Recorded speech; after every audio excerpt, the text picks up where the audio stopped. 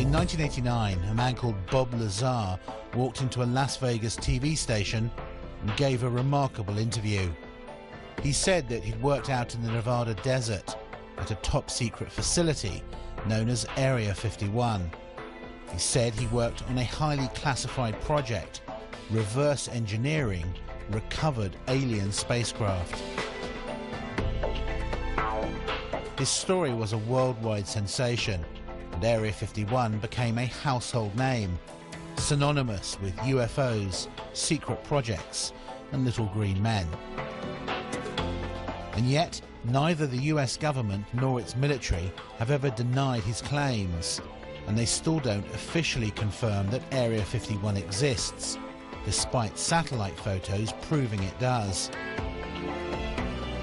Many dismiss Bob Lazar as a fantasist, and yet others see him as a whistleblower, exposing a government cover-up of UFOs and alien contact.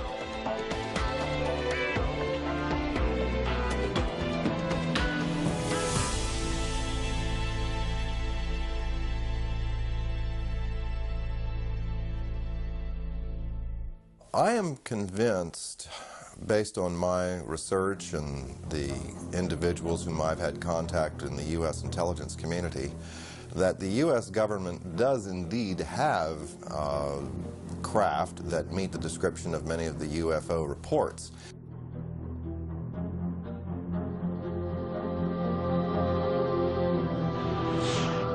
My personal opinion, based on comments I've gotten from the Deputy Director for Science and Technology at CIA, would seem to indicate that Bob was perhaps an unwitting participant in a program designed to introduce someone with a technical background to some elements of the UFO research projects going on out at the test site.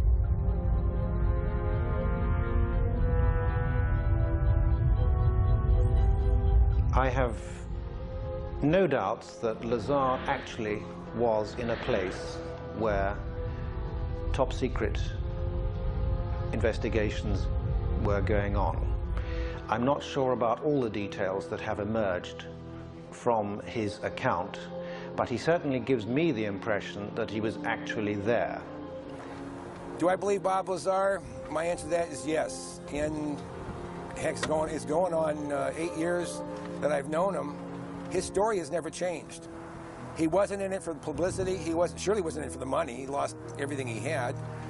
I believe he's totally sincere. As far as I can tell, he's a bright guy who tells a great tale and who's told it often to people who have not checked on him, who accept the notion that, well, the government wiped his slate clean. Basically, I think he had an experience. I think he saw some things that shocked him, was subject to some conditions and experiences that were very unnerving to him and very profound.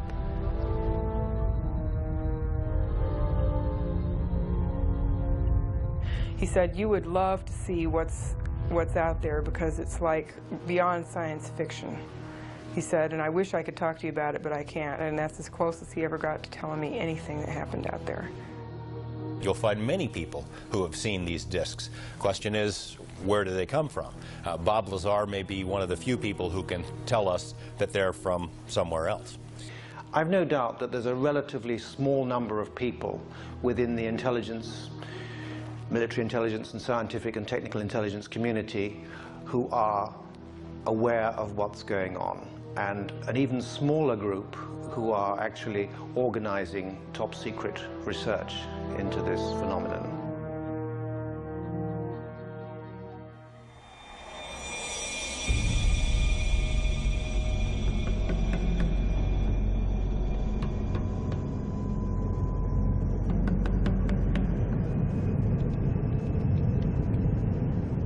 There's been an operating airbase out at the location known as Area 51 since the 1950s, when it was home to the CIA's top secret SR-71 Blackbird spy plane.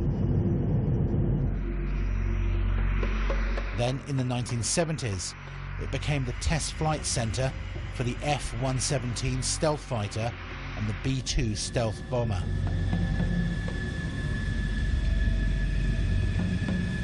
It's fairly public knowledge that we have a super secret facility in the mountains in northern Nevada, referred to as Groom Lake, Area 51 of the Nellis Air Force Base Test Range. It's also been referred to as Dreamland. This is an area that has been known but officially denied for many decades.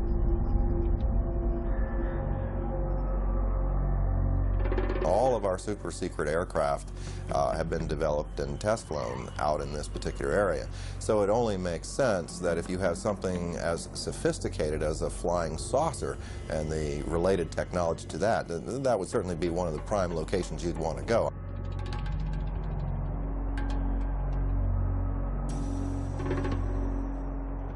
What you see is an ordinary looking Air Force base. It's nothing to write home about, but because the government won't talk about it, everyone wants to see it. The military has never said there are no UFOs. It's never directly denied any of the Area 51 stories. It would have been so simple when these claims came out, these Papoose Lake claims, for the military to simply say, look, we have nothing there. They could take a few reporters to this area and show them, nothing there. The military hasn't done it. The military has stonewalled. It has remained silent. And that's the most damning thing that they can do. Area 51 to this day is not acknowledged. That is to say, the Air Force does not admit that it exists. This status has been maintained very carefully, particularly in the last few years. The puzzle is that the base has clearly been very active for quite a while, and you can see that there are about 700 to 1,000 people traveling from Las Vegas every day. So essentially the bulk of what has gone on there in the last 10 years has not emerged from the black. This airplane was, the program was terminated. The airplanes were put in mothballs for 20 years before they admitted the existence of the aircraft. There's programs that they're working on today that are 50 years ahead of anything that you and I can even conceive of, and that we may never, may never see the light of day. Would you say it's America's most top secret military base? As far as an operational test facility, it's probably the most secret test facility in the free world, yes. So there is no question that the facility is there, that the government has said very little in the past about it.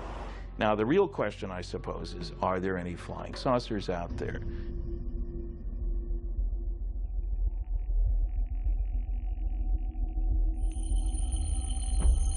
No one had associated flying saucers with Area 51 until Bob Lazar's interview hit television screens around the world. He said that he worked at an underground facility called S4. The top secret project was codenamed Galileo. They would call it a specific time. For instance, the operator would say, Mr. Lazar, it's now 4:15 a.m. We expect you to be at McCarran Airport at 4:45. Your plane will be leaving at such and such time. I'd drive there, check in, board the plane, and the plane would fly out to Groom Lake. It would land there. I'd get off the plane and wait, and there would be a bus to take me and whoever else is going to S4, Papoose Lake, which is about 15 miles south of there, and then I would check in at S4. Tell me about how you felt on your very first trip out. The first trip out there it was actually very exciting because it seemed so cloak and dagger to me, especially after I got in the bus with the blacked out windows. I kind of thought that was neat. Drove out to the site, and then it was checked in, guards walking around with guns, and I was sure what I was working on was going to be pretty fascinating. He says that within a few days of working out at S4, he was shown an actual flying disc in one of the hangars. When I was brought in by bus, and for the first time, one of the hangar doors, the one on the end, was open. The bus drove up and we stopped there, and clear as day in the hangar, taking up almost all the hangar, was the disc. Looked like something right out of a science fiction movie.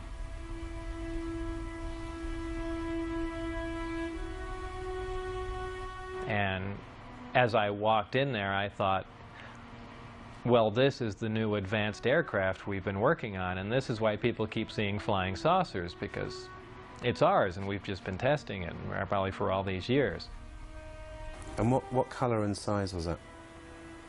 It was a dull stainless steel, pewter gray, very unimpressive color-wise. About 52.8 feet in diameter and about 16 feet high. So was it actually a recovered craft that you were working on, or was it one that scientists had built as a mock-up of a recovered craft? Well, whether it was recovered, given, or what, it was not built as a mock-up. It was an alien craft built on another world. There was absolutely no doubt about that. Lazar claims that he was one of only 22 people who had something called majestic clearance to work on the craft itself. The whole aim of the project was to take these craft, or the one in particular that I was working on, and try and duplicate its systems and subsystems with earthly materials. The work that I did basically entailed back engineering the power and propulsion system, and I opted to start with the power, the reactor that ran the craft.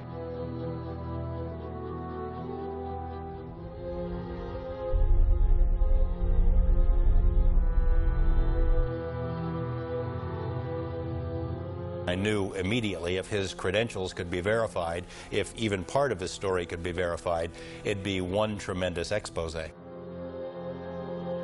George Knapp was a long-standing TV reporter. He'd heard enough of the UFO rumors over the years to appreciate how big a scoop this could be if Lazar was telling the truth.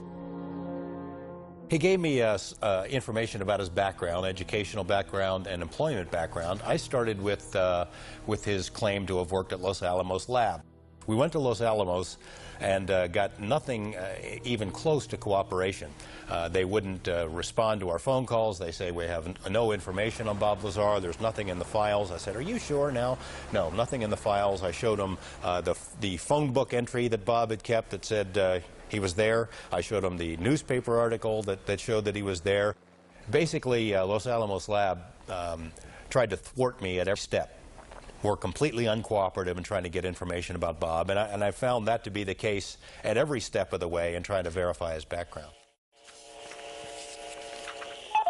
Thursday, 12:37 p.m. Former NASA mission specialist Bob Lazar had heard about Area 51 and Groom Lake when he worked on the Apollo and Space Shuttle projects. He was intrigued by Lazar's claims and started to investigate. I did a variety of research relative to Bob Lazar. I actually met him. I obtained a copy of his what they call a W-2 form, which is one of the IRS documents associated with pay. His particular form indicated that he worked for the U.S. Department of Naval Intelligence.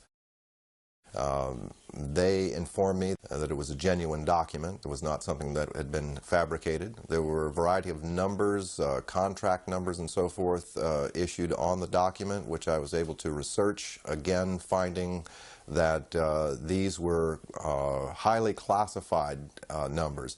In fact, Internal Revenue Service ran into a brick wall when it came to trying to track down the actual employer associated with the document.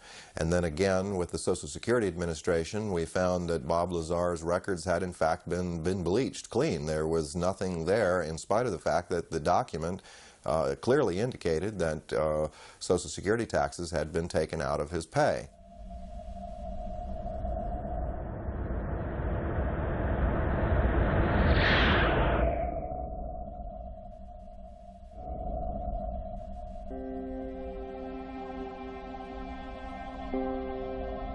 Not everyone who's researched Bob Lazar believes his claims.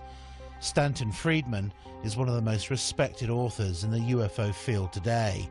He's a former nuclear physicist with top secret clearance and has many friends and contacts in the Black Project world. I've looked at considerable depth into Bob Lazar's claims, both about himself and about propulsion system, because they're fairly elaborate claims. I've talked to the schools that he claims to have received degrees from. I've checked on his high school record. I talked to Los Alamos lab where he was supposedly a scientist and so forth. I have come up totally empty. Now, when a guy lies like that, you get very wary. And, you know, it has all the trimmings, his story, of a Walter Mitty story. Somebody in his imagination was, you know, stronger, brighter, faster than anybody else. I don't doubt that he did some work at Los Alamos and other places. He's clever. He drives a jet-powered car, fixes radiation detectors. So he may have performed some service, but I can find no reason to think that he worked out there on a flying saucer. I mean, I had to wonder whether this guy was making this stuff up, but then I see the phone book and I see the newspaper article, and I talked to people who worked with Bob at the lab and who said, in fact, that he did work on classified projects, yet no one can find any records of his background. The people that I worked with, colleagues, the people I went to school with, obviously knew I was there, and people at Los Alamos, I was friends with, and people that worked under me and alongside of me knew I was there and, you know, cooperate what was going on, but, you know, officially, it's very difficult to get information for the people in charge. To further prove his claims, Lazar agreed to take a polygraph test, which he passed. The thing that is interesting about polygraph is that if you're embellishing or if you don't completely believe what you're saying, it is very, very easy to detect. All it really will tell you is that the individual believes with 100% conviction that what he's reporting is exactly as he recalls and as he believes it to be. And that clearly was the case with Bob Lazar. Now, could his perception have been a bit askew? Yes, that's possible, but he clearly wasn't lying. I think Bob is even open to the possibility that perhaps he had been used in some sort of misinformation or disinformation campaign. I mean, look at him. He has a pirate flag floating on his house. He races jet cars. He likes fast women. He likes guns. He's technically capable, so in that sense, he may be perfect for this kind of a program. Technically capable, scientifically knowledgeable, and yet completely discreditable at a moment's notice. If you wanted to test public reaction to a story about Area 51 and then suddenly discredit it afterwards, Bob may have been the most qualified person in the country.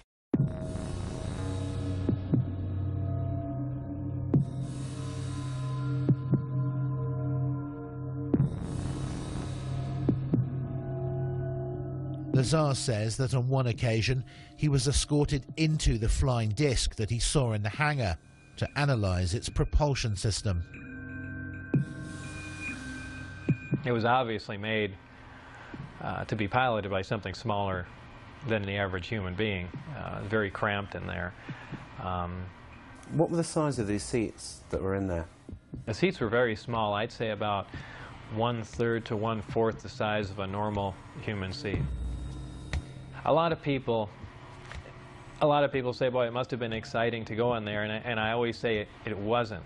It was a very ominous feeling. I know it sounds silly, but it's so unearthly in there. You have spoken to someone who's actually seen a UFO under a tarpaulin at Area 51. I have. I've spoken to several people who've seen UFOs or disc-shaped craft out there. There was a woman who was a secretary for a major defense contractor at the Nevada test site who worked on nuclear programs, who told me that she had sat in on conversations between military and civilian contractors at which the Roswell case had been discussed, at which it had been discussed taking some Roswell material to Area 51. The level of secrecy during those meetings was great. Afterward, they'd take the ribbons out of the typewriter she was typing on. She was ready to tell me about this, and I had this conversation with her on the phone. The next day after this conversation takes place, she's visited by two men who say that they work for the company she used to work for, reminding her that she is still under a security oath, told her, "We know that you do a lot of traveling back and forth, a lot of long drives between Las Vegas and LA. We'd hate for something to happen to you or your family." No interview. I mean, it happened again and again and again. Same scenario.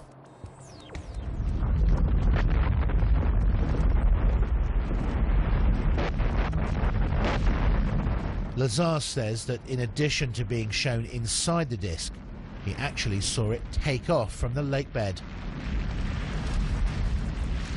I was brought into the hangar for one of the short duration tests, and the craft was already outside on the lake bed, and that was pretty much of a marvelous sight. It's a huge thing. It's like seeing a house lift off the ground. You can't imagine the energy involved to do that.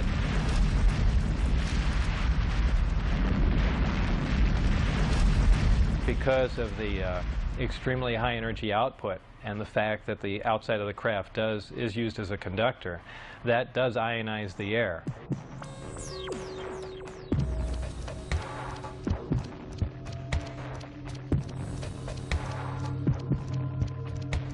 And the crafts do, as a byproduct of this, glow at night, much like a fluorescent tube will light up. So, you know, bright, strange, jumping lights in the sky, that does explain that.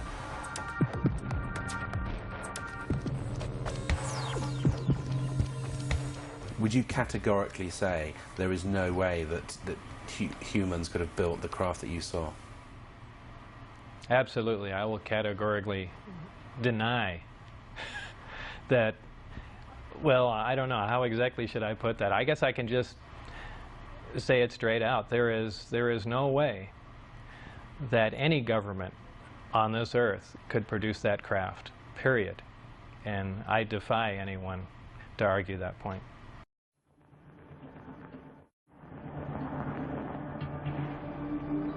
One of the big questions that's hung over this whole story is whether Lazar saw a man-made flying disc and not an alien spacecraft. A lot of these craft which are being developed in secrecy in the United States are tested at night, and one can imagine that seen through kind of half-closed eyes, something like an F-117 stealth fighter or a B-2 bomber, side-on or front-on, would look remarkably like, say, a flying saucer or a UFO.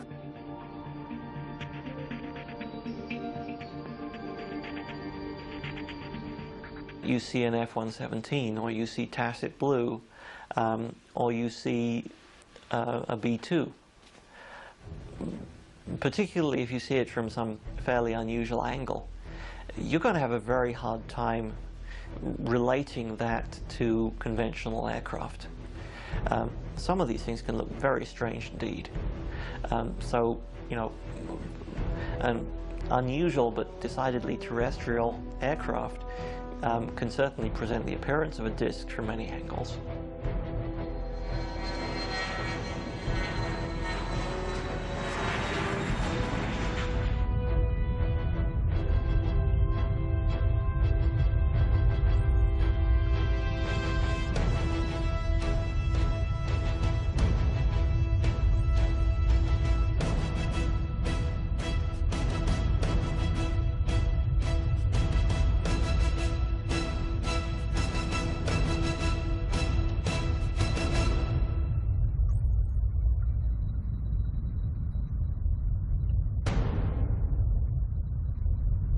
I think for anyone who's been out into the western United States and seen the kind of place it is and let their imaginations run riot a bit, it is possible to imagine in these vast test areas technologies which are highly exotic, highly revolutionary, and would change the way we feel about science today.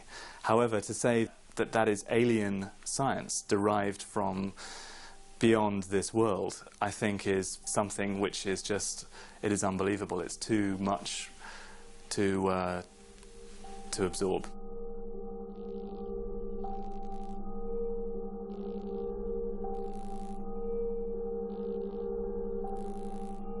Do you think that some of the truth certainly lies out there in the middle of the Nevada desert at Groom Lake? I would expect that some of the truth may very well lie out in the desert near Groom Lake. It's the right place for some of it to be.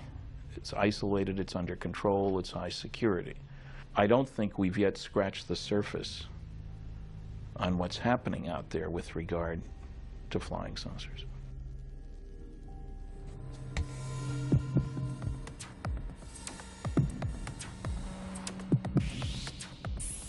According to Lazar, the craft that they were secretly testing out in the desert at night used an exotic anti-gravity propulsion system. The reactor itself was an incredibly advanced system. This was an antimatter reactor. This is something we could only dream of having, something that could put out huge amounts of power that rivals several nuclear power plants running at capacity. What happens is a great gravity distortion is created, and you're essentially bending space toward the craft. The craft becomes part of that space, and then when the reactors, or when the gravity amplifiers are shut down, the craft is essentially where it was focused. It's a very difficult thing to grasp. It happens virtually instantaneously because of the fact that gravity distorts time. And if you're bending space and time along with it, when you wind back up in that place, you're there between the ticks of a clock.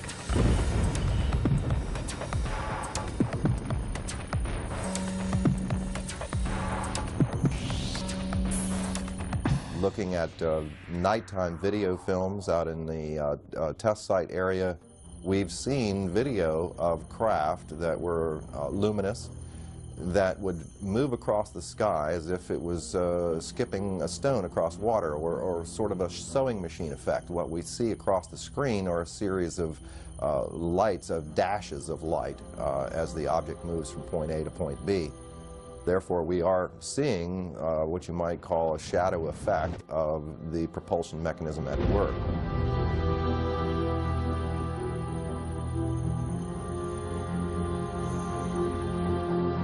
Bob Lazar is not the only person who's come forward and claimed to have worked out at the base on flying discs. Former US Marines test pilot Bill Uhouse worked out at Groom Lake and other top-secret locations for more than 40 years, working for the Pentagon and civilian contractors on a variety of highly classified projects, including, he says, a flying disc recovered from a crash in Kingman, Arizona in May 1953. He said that he'd been cleared to do this interview and to discuss certain information, but asked us not to show his face. What were you actually working on out there? One of the things I worked on was a flying disc simulator. It was designed in New Mexico by a separate staff that built it in parallel with the actual craft that they had intended to fly. The purpose of the simulator was to train pilots to fly this strange-looking craft. The simulator was a 10-meter round disc. The skin was made of boron composite material, not unlike that you see on the F-117. How did you know how to build the simulator? Essentially, there weren't any plans. The plans were generated as we constructed it. And there was a process there that took quite a while for us to even understand the concept way back in the 50s. Uhouse says that Lazar did work at Area 51. I think Bob is saying exactly what he knows, and I know a little bit about Bob from a different standpoint than a lot of the people know and what's been written about him, but Bob Lazar is not lying as far as his place and position and the activity he was involved with at the time, although some of it, you know, he couldn't recall, but there's a lot of reasons why Bob was hired, number one. You know, here's the thing. Take a guy like Bob, send him out there, you know, somebody said, you know, aliens, blah, blah, blah, blah, blah. You know, all of a sudden you're thinking about 9 alien crafts. You know, they may have not been 9 alien crafts. Bravo 7014, contact departure, good day. Do you believe that the government has recovered alien spacecraft? I have no doubts whatsoever that the United States has actually recovered a number of extraterrestrial vehicles. And what do they do with them? I think that since 1947, there have been efforts to try and duplicate the technology, what is referred to as reverse engineering. And I don't know how far they've got, but some reports indicate that we've actually been test flying within a limited area actual alien vehicles or terrestrial vehicles, United States vehicles, which have been made using alien technology. Could these not just be military aircraft? Well, I think it's quite possible some of them are military aircraft. I've heard from very reliable sources, including a leading specialist on unmanned aerial vehicles, that we have developed some disc-shaped platforms for aerial reconnaissance, some quite small, maybe some larger, which are being utilized by the Americans and have been built by the Americans. That's 6389 Delta, Las Vegas Tower, runway 1 and a left taxi into position and hold traffic crossing downfield. Thank you, sir. 89 Delta. Was it a hard secret to keep? It was a virtually impossible secret to keep, but I did play by the rules, and it caused a lot of problems. It caused problems in my family life. I mean, imagine being married at the time, and you know, you get a call, you know, perhaps at night, and a strange voice on the phone. Okay, you disappear, you can't tell your wife who it was on the phone, where you're going, and you come back, you know, sometime early in the morning. I mean, what is she going to think?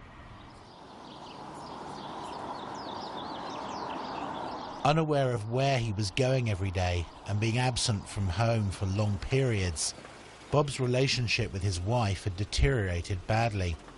This was seen as a potential security risk out at the base.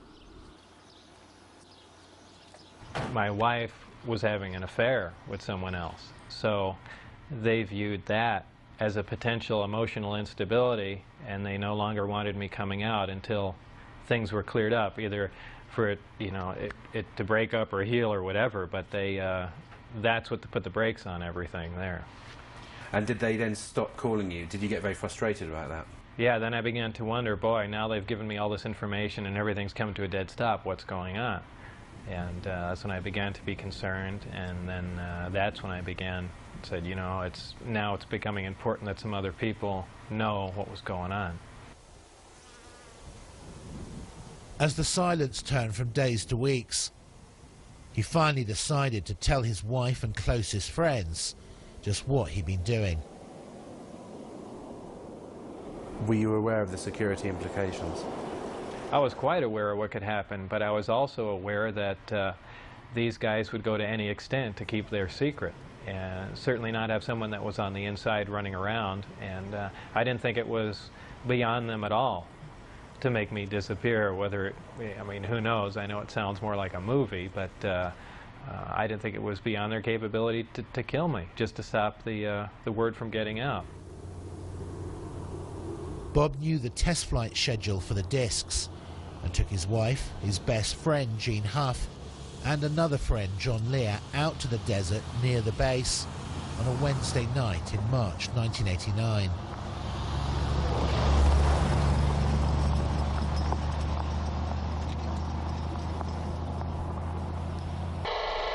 Huh, it started coming in too. Now, how far away can that thing pick up stuff if it's like overhead, like up in the air? Overhead, 300 miles. Jeez, so it could be any one of these guys flying. Yeah. Yeah. Well, that sounds military to me. Yeah, yeah. I bet you that's what this know. is. We got. Oh. You see that? Whoa. Yeah. What was that? Did you see that light just come on over there? That just I was looking right at it. Yeah. Here, let me check it out. Well, that was a shooting star. Right above it was a meteor too. No, there's a steady light. No, it's a steady light that just came without on. any kind of. No, this one right over the range here. It wasn't there, and then I was looking right there, and it blinked on. That's very bright. That's brighter than a star. Yeah.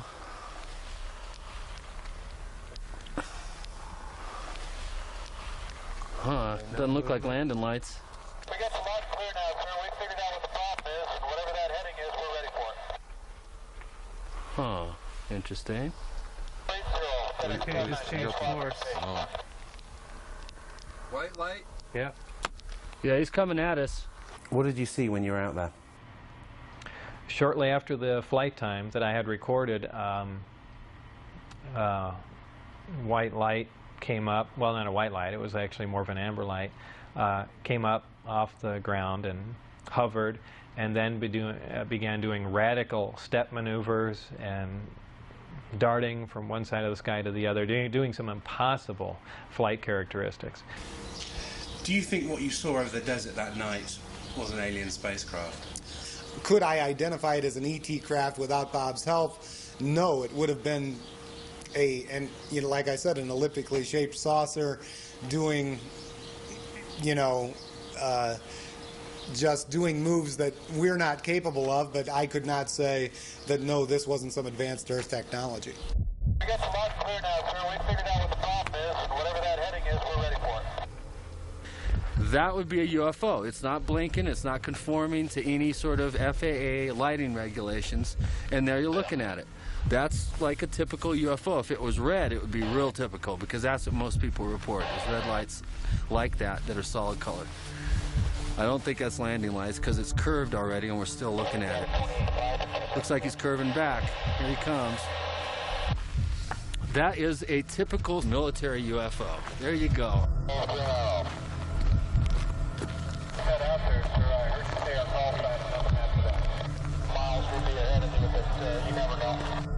This small group went back to see 2 more Wednesday night flight tests, but on the 3rd trip, they were spotted, caught, and arrested. Bob was taken to Indian Springs Air Force Base and interrogated. That interrogation was about as intense as you can possibly get, right stopping short of shooting me in the head. What were they saying to you? Everything up to and including that, you know, we can absolutely kill you right now and there'd be no one looking for you at all. And I mean, everything. They threatened my wife. They threatened to kill my wife. They said they'd stop at nothing. They said they thought they made that very clear. They couldn't believe that I had taken anyone out there to show them that, much less left with information like the flight test data, and wanted to know what else I had said, who else I had told specifically. They were crazy. They really were. They were completely out of control.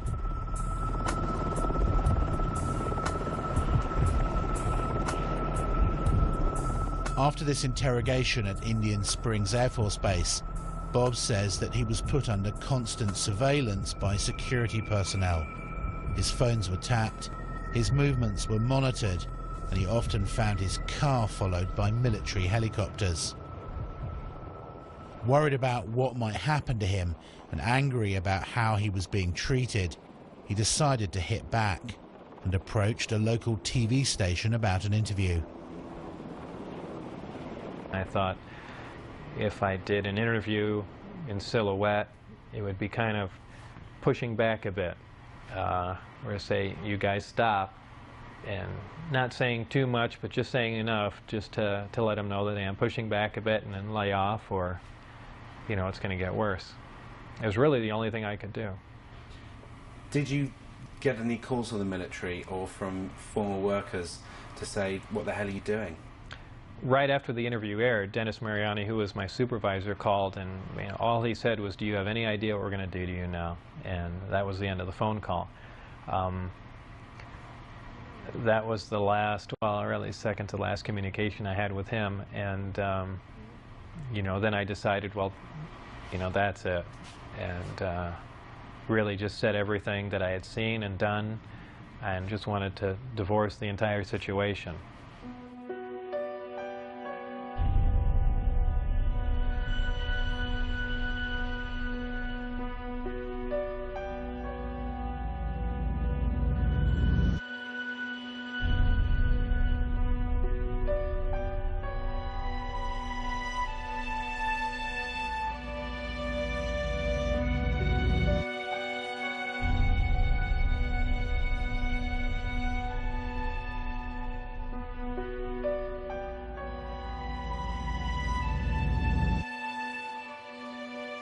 Even now, more than 20 years later, the jury is still out on Bob Lazar and his claims about his work out at Groom Lake.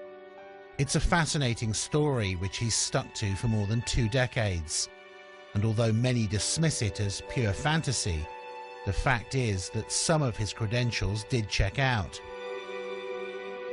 In addition, his former employers and even the tax authorities were caught covering up and refusing to release information on him. Why would they do that unless there was something to hide? One thing is for certain, if he is telling the truth, then we're all in for some shocking revelations in the decades to come. Is the government ever going to say, you know, we've been lying to you for 40 or 50 years? Not a chance. I believe they'd stage an event that is much more like what they do. They'll take a big cargo plane or C-130 or something, take one of the old discs that they've you know, analyzed time and time again and finished with, go up to a high altitude and push it out the back and then go fly away and say, oh look, the first disc has crashed, you know, here's a flying saucer. I mean, I can almost guarantee that's the route they'd take. There's nothing on the radars on the other... Certainly there are a lot of questions about Bob's background that have not been satisfactorily answered. But there's too much that Bob knows, I think, that couldn't be explained any other way. He knows about the layout of the base. He knew about people who were involved in security checks. He knew when and where the test flights were going to take place because he took people out there 3 weeks in a row and they videotaped the tests. How did he know this stuff if he, in fact, did not have some kind of inside knowledge? Do you think he'd make a good conduit of information? I mean, essentially a patsy. Yes, I do. I think it's quite likely that Lazar was set up, perhaps to knowing that he would give out this information. It's likely to be a very long time before we discover what is actually being done out at Groom Lake now. They seem to wait anything from 15 to 20 years or more after something has been retired before they acknowledge its existence. This airplane was built, designed almost 40 years ago. 40 years before that, the hottest thing flying was a Seversky P-35. 40 years before that, it was a balloon. So the technology has not stood still. So there's a very good possibility that we are looking at man-made transportation for the 21st century. It's been so hopelessly polluted that I'm not sure we will ever get to the bottom of this story, and that's sad. I suspect that whatever was out there, discs, alien or not, had now been moved to some other location, and we may never find them again. There might have been reason 40 years ago to believe that people couldn't handle the idea of alien visitation. I don't think that's true anymore. I think we're far more sophisticated now. Do you regret having screwed up at S4 and taking your friends there and blowing your security cover because you could still be working on UFOs today? Yes and no. Yes, at times I'd like to be able to go back in time and played along with the game and not have done anything, and perhaps to this day still be working on them, because I did feel privileged and it was fascinating work once you can get around all the you know, oppressive military security, and you know, maybe we would have stumbled on something, and yeah, it would have been fascinating.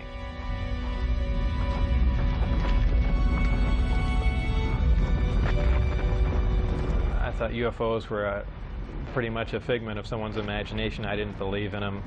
I wasn't interested in them. Of course, I'm not even interested in them now. But I certainly do believe in them now.